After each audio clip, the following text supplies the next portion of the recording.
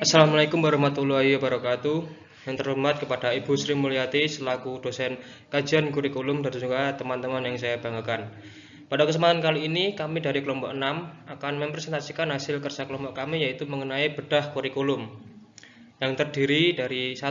Standar isi Permendikbud Ristek nomor 7 tahun 2022.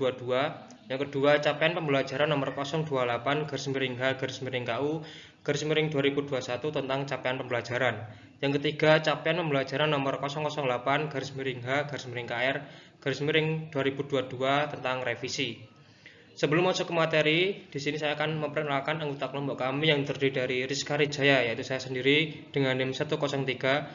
Kemudian ada Farhan Rizky Renaldi dengan NIM 113, dan juga ada Bintang Mizakan Golidza dengan NIM 131, dan juga Ferosita Sivaca Oktaviasti dengan NIM 138. Kemudian masuk ke bab 1, pendahuluan. Yang pertama, latar belakang, yang kedua, rumusan masalah, dan yang ketiga, tujuan. Baik, kemudian masuk ke latar belakang. Pendidikan merupakan bagian terpenting bagi kehidupan manusia sebagai landasan atau pedoman dalam menjalani kehidupan. Pendidikan dapat memberikan perubahan dalam hidup seseorang untuk mendapatkan tujuan pendidikan nasional, seperti dalam hal mencerdaskan kehidupan bangsa dan pendidikan yang melahirkan keadilan sosial. Hal ini tentunya harus didukung oleh sistem yang terintegrasi dan dibangun secara bersama-sama.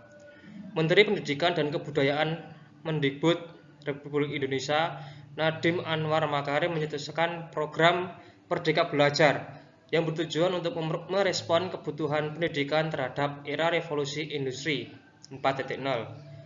Kurikulum menekankan pada pengembangan kemampuan berpikir secara kritis, pemecahan masalah, dan komunikasi dalam proses pembelajaran.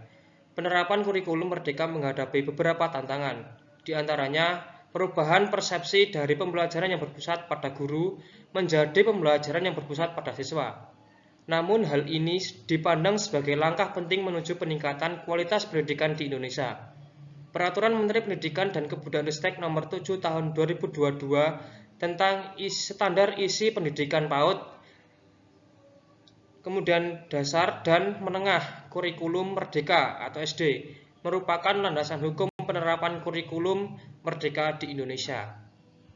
Selanjutnya masuk rumusan masalah. Yang pertama, bagaimana isi standar isi Peraturan Menteri Pendidikan dan Kebudayaan Ristek nomor 7 tahun 2022 tentang standar isi pendidikan PAUD, dasar dan menengah kurikulum merdeka atau SD. Kemudian yang kedua, bagaimana isi dari Kepmen 028/H/KU tahun 2021 tentang capaian pembelajaran atau CP.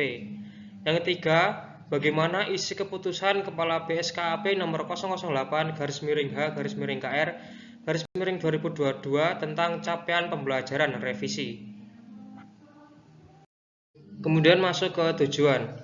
Yang pertama, untuk mengetahui dan memahami serta dapat menjelaskan isi Peraturan Menteri Pendidikan dan Kebudayaan Ristek nomor 7 tahun 2022 tentang standar isi pendidikan PAUD, dasar dan menengah kurikulum merdeka untuk SD.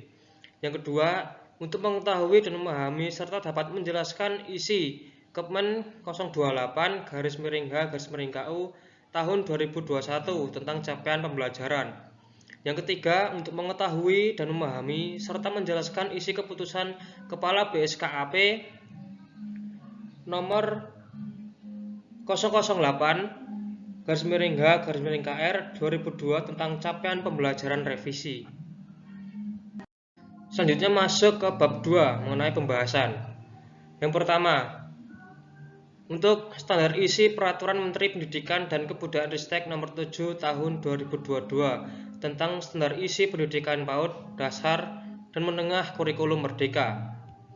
Yang kedua, isi Kepmen nomor 028/H/KU tahun 2021 tentang capaian pembelajaran. Yang ketiga, isi keputusan Kepala BSKAP nomor 008/H/KR tahun 2022 tentang capaian pembelajaran revisi. Baik, di sini saya akan menjelaskan tentang standar isi Peraturan Menteri Pendidikan dan Kebudayaan Ristek nomor 7 tahun 2022 tentang standar isi pendidikan PAUD, dasar, dan menengah kurikulum merdeka. Ruang lingkup materi SD, yang pertama ada pendidikan agama. Pendidikan agama meliputi pendidikan agama Islam, Kristen, Katolik, Hindu, Buddha, dan Konghucu. Yang kedua ada pendidikan Pancasila. Yang ketiga ada pendidikan kewarganegaraan. Yang keempat ada pendidikan bahasa, meliputi bahasa Indonesia dan bahasa Inggris. Dan yang kelima matematika. Selanjutnya ada mata pelajaran IPA, IPS, Seni Budaya, dan Penjasorkes.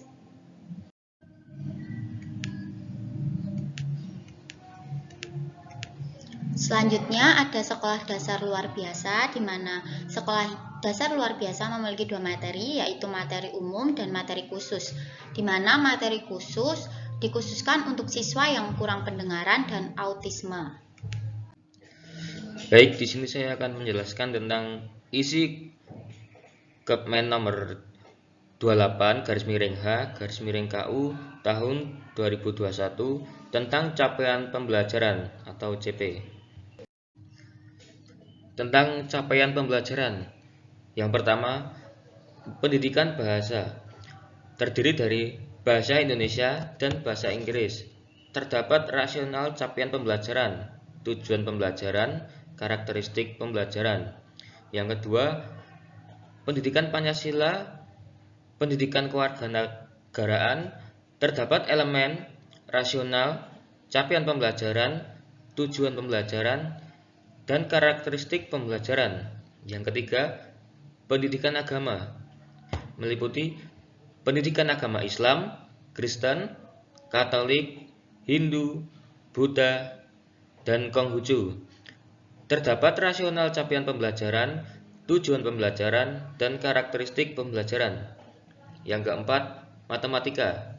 Terdapat rasional capaian pembelajaran, tujuan pembelajaran, dan karakteristik pembelajaran. Yang kelima, IPAS atau sains dan sosial. Terdapat rasional capaian pembelajaran, tujuan pembelajaran, dan karakteristik pembelajaran.